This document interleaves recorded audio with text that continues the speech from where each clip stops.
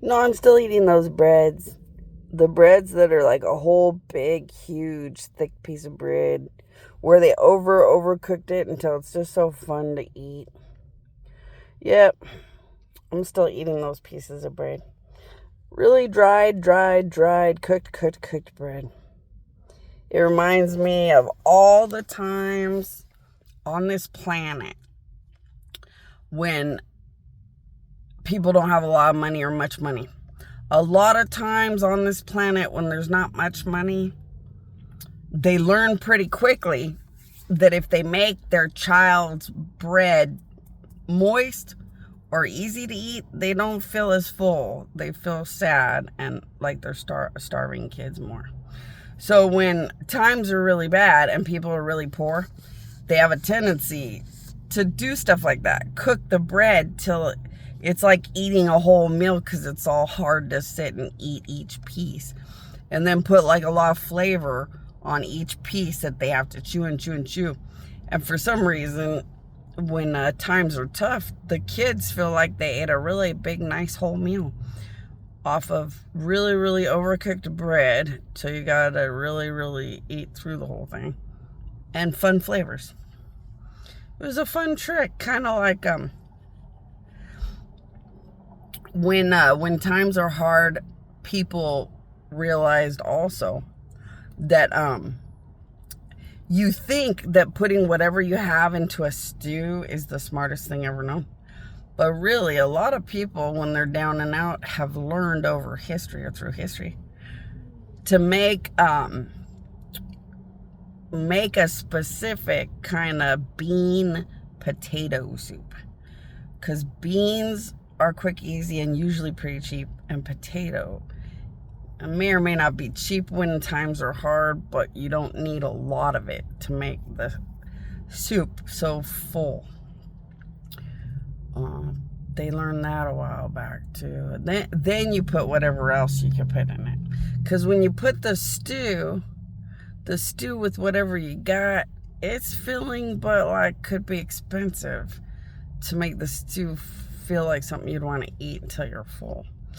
But when you do this whole beans and potatoes thing with whatever you got, oh man, it makes the whole family feel like they ate really good, which always makes the wives feel pretty grateful and happy because the husbands can feel a happier, full to go out and work their butts off when times are hard, and who knows what they're going to come back with.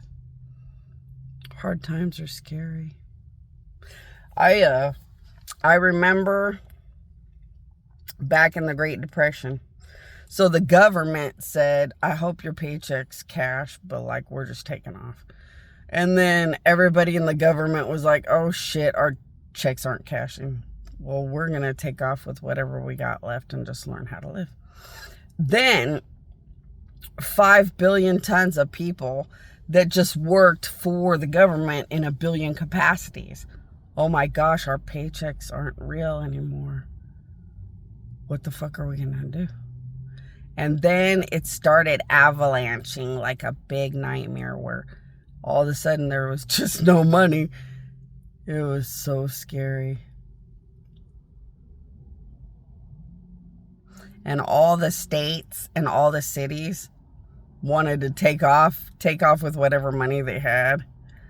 Only the good, amazing, only people that were actually good stayed in cities and states and tried to figure out how to find food anywhere and bring it to piles of people and do whatever they could with whatever they had.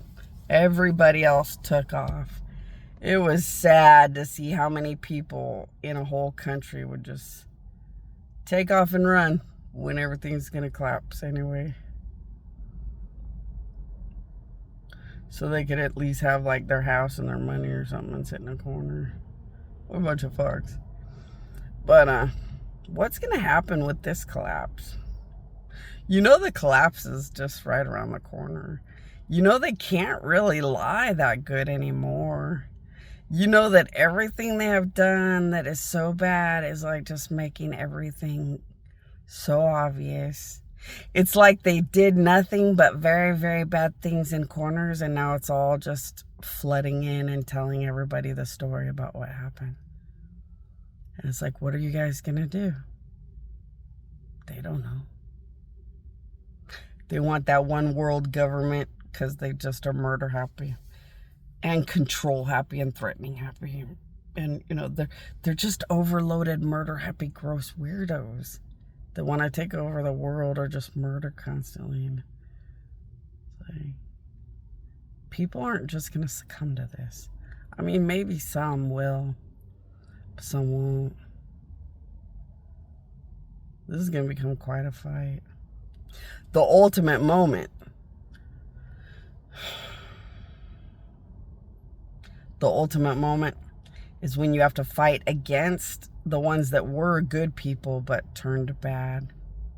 And you have to look right at them and say, I know that you were a good United States government person, but I'm going to turn on you in a heartbeat because I'm not going to live in whatever you're going to get me stuck in.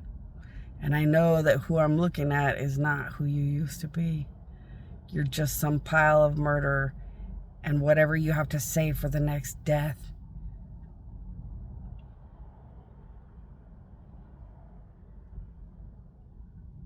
The real tests in life.